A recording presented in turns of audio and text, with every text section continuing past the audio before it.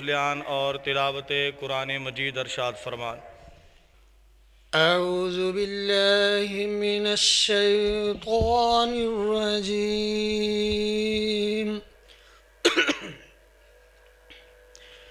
بسم الله الرحمن الرحيم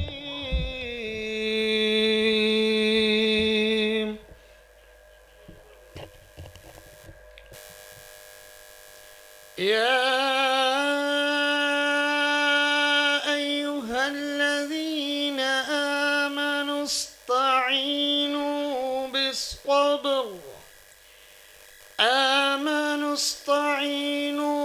بالصبر والصلاة إن الله مع الصابرين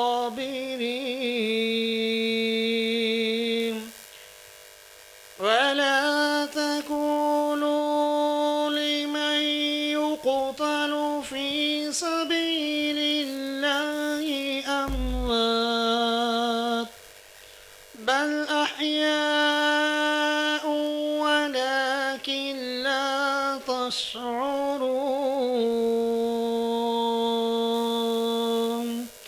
ولنبلونكم بشيء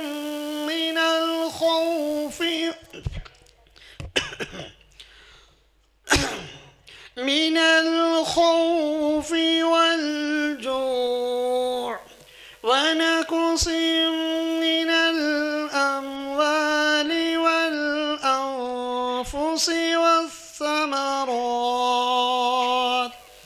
وبشر الصابرين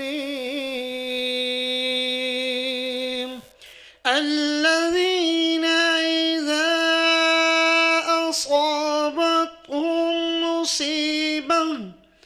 إذا أصابتهم مصيبة قالوا إنا لله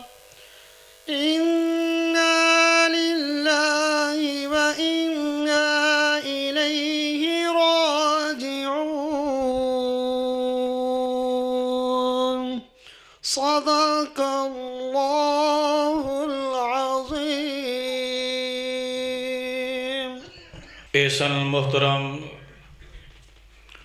कारी मोहम्मद इमरान साहब जो तिलावत कुरान मजीद फरमा रहे सन।